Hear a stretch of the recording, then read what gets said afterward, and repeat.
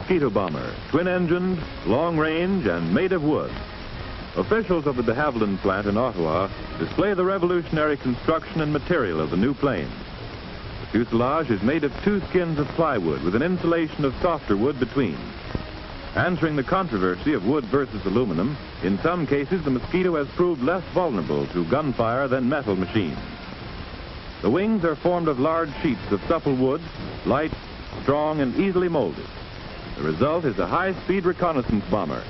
Pictured for the first time, the mosquito is wheeled from the hangar for a trial run. This new weapon is being built by the de Havilland Company as a result of a bottleneck in light metal material. Its engines are being made in American factories from English design. Unique in construction as well as material, the mosquito is assembled in 2 pieces. The halves are then joined to make the body complete. This plane requires half the man-hours needed for a similar plane of metal. It mounts 4 cannon and 4 machine guns. Test pilot de Havilland sets his controls ready for the takeoff. The mosquito taxis down the field, picks up speed, and lifts from the ground like a chip in the wind. Viewed from the nose of the plane, the airport beneath is a fast disappearing streak. Its speed and climbing power are military secrets, but has been known to outdistance the Focke-Wulf 190, indicating a maximum speed of 430 miles per hour. Slicing vapor trails with its wooden wingtips, the bomber does a slow loop.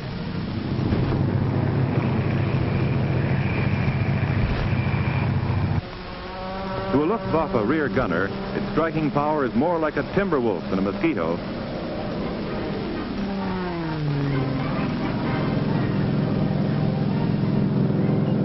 With one motor cut, it can stunt like a fighter, maintaining perfect balance and efficiency of speed.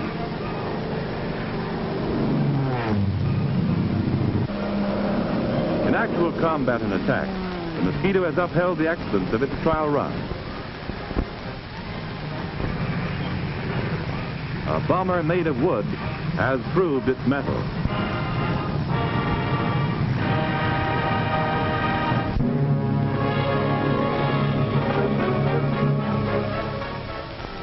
Milne Bay, on the tip of New Guinea Island, is an important harbor for the United Nations. If it had fallen into Japanese hands, our position at Fort Moresby would have been endangered, and the whole campaign to drive across New Guinea and capture Buna and Gona would have collapsed. The Japanese attempt to land the force at Milne Bay met with a decisive defeat. With the whole of the tip of New Guinea in Allied hands, it is possible for the cargo ships to dock in Milne Bay. From there, they discharge their valuable supplies, which are then shipped up country to the Allied forces. However, it is necessary to send scouting parties up along the coast to seek out and mop up any isolated nests of Japs that might be holding out in the jungle. Jap landing barges were left on the beach, put out of action by the pilots of the Kitty Hawk fighter planes. These steel barges carried 60 men and some mechanized equipment. Plowing through the daily rainstorm, the soldiers are wary and alert, always conscious that Jap snipers may be hidden in the underbrush or in the trees. But all the evidence they find points to a hasty and complete retreat. Abandoned tanks riddled by anti-tank fire. These important links in the supply chain, tanker trucks, are shot up and useless. 37mm field guns were discarded by the Japs in their flight. They will now be turned against them. Bicycles have been used extensively by the Japs in all their campaigns from Malaya to New Guinea. One of the most interesting items found among the abandoned equipment is this garment, a bulletproof vest. The steel lining can deflect shrapnel, but is vulnerable to a direct hit. Their gas masks are cheaply constructed of flimsy material. Here is one of their typically broad, short bayonets. This soldier has put on one of the very practical 2-toed rubber-soled shoes that Jap snipers use for tree climbing. According to the men who fought at Milne Bay, no praise is too high for the magnificent work of the Royal Australian Air Force Kitty Hawk Fighter Squadron. The pilots swept Japanese opposition from the sky, strafing landing barges, even coming low to pick off snipers from treetops. Deep in the jungle, our engineers have hacked out landing fields, but the rains keep the ground soggy and unusable. The These steel mats were brought in to provide a firm strip for takeoff. From these small portable landing fields, our pilots take their planes into the daily offensive that is being waged to drive the Japs off the island of New Guinea.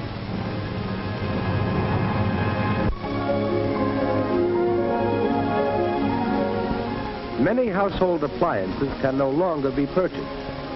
Stores that once had well-stocked shelves are now empty, and some are forced to close. Kitchen utensils are now going into war production. Those that the housewife now has will have to last until the war is won. Some new parts, easy to install, are still available for home repair. And stockings, too, can now be mended at home with a simple device and a little patience. Cotton and wool also are vital war products. Instead of throwing these trousers away, expert workers take threads from the hem or seams and reweave the torn parts. Small fix-it shops are opening in many communities. Here, anything from a radio to a baby's rattle is accepted for repair. This vacuum cleaner will soon be overhauled and back in service again.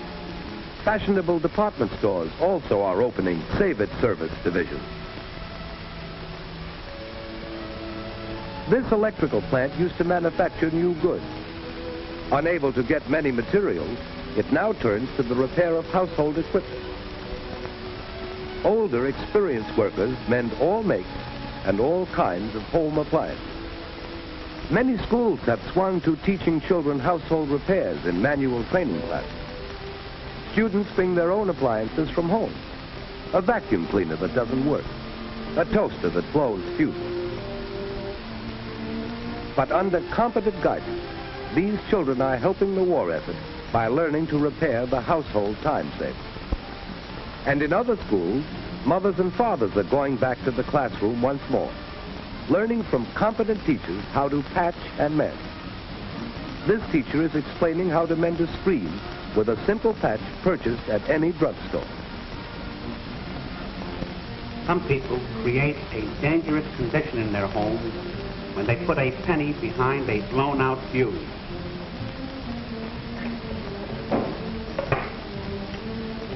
This fuse now, instead of being the weakest point in the circuit, is the strongest point. This is a disastrous trick that ruins home wiring and often causes destruction by fire. Today's slogan is, Fix It.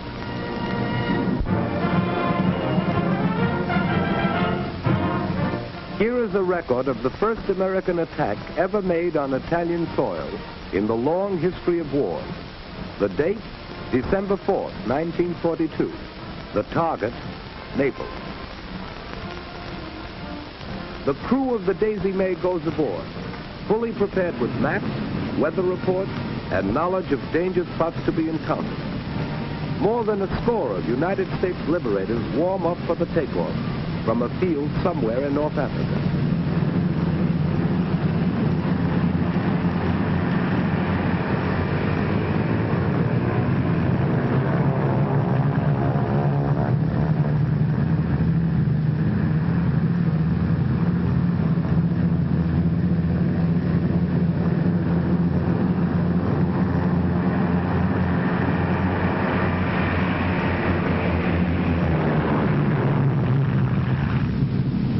The course of the squadron is almost due north, over barren stretches of desert, then on out over the calm blue waters of the Mediterranean Sea.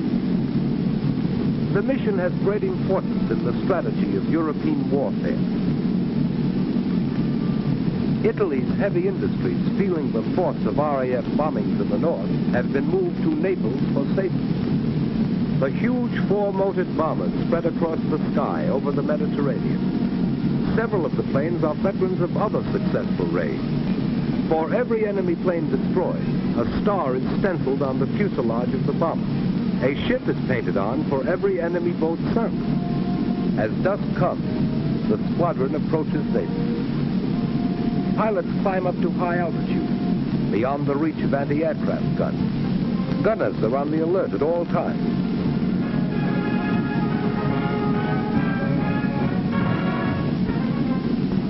From the tremendous height, the bombing is accurate and intensive.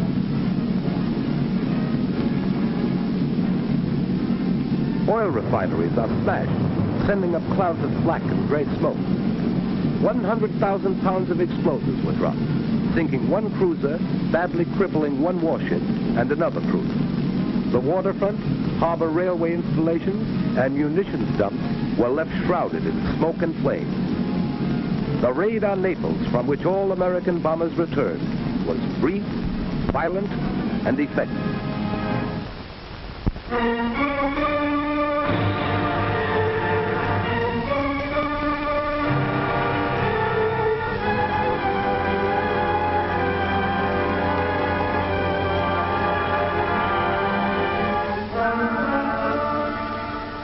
This is Arthur Hocking, plot number 2062. An American, a machinist for many years.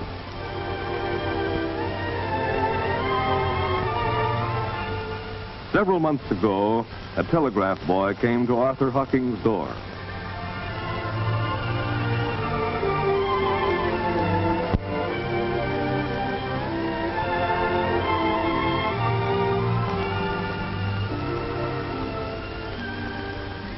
And Arthur Hocking learned that his son was dead, killed in action.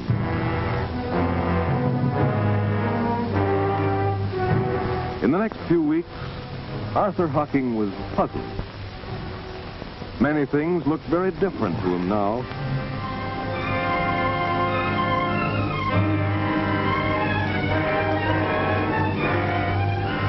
He thought about his son and the sons of his friends.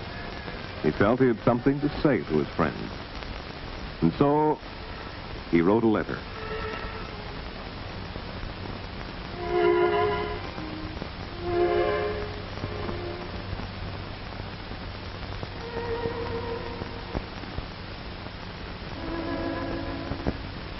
"7 weeks ago, my only son was killed in the war.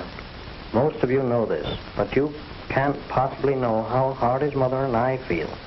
That is, none of you except Walt Gardner, who just lost his boy, too. Since Hardy's death, I've been doing a lot of thinking. What I'm trying to figure out is why so many of us are taking things for granted and not doing all we can to help win the war. Maybe it's because we keep hearing and talking about the war lasting for years. That sort of thinking might keep anyone from hurrying. It could be that this long pull stuff was why we lost almost 500,000 minutes of production time last month through absences and tardiness. Anyway, I'm fed up with all this talk about a 5 or 10 year war. There's no sense to it. We can win this war quick. We've got to. If we don't, your boys will be killed like mine was. So put those 5 and 10 year thoughts out of your head. Finish our refrigeration machines for the synthetic rubber program this month. Not next. Keep our portable cold storage line going 24 hours a day, not 16 or 20. Sure, this means sacrifices. It's no fun to work the night shifts. It's not easy to put 10% of your pay into war bonds. None of us go for gas and food rationing. These are nothing compared to losing someone you love. I know. Please, please don't wait for the casualty list to come rolling in. Throw yourselves into high now. Get going as though both the Hun and the Jap had to be licked in 1943. I suggest a new slogan. Here it is. Let's get it over quick. I hope you won't think I'm preaching. I'm not. I'm praying. Yours truly, Arthur Hocking, plot number 2062.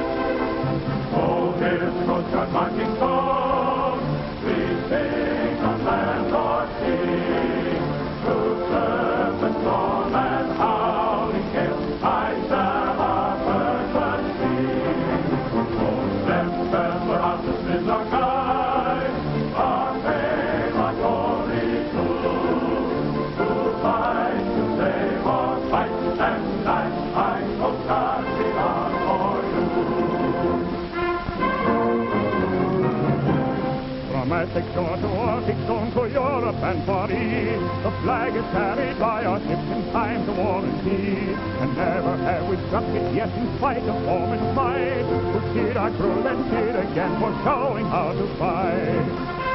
Aye, we've been always ready to fight or die, like glory to the shield we wear in letters through the sky. We'll seek the foe or save the name, our mission and our pride. We'll carry on, we'll sing them from ideals to die.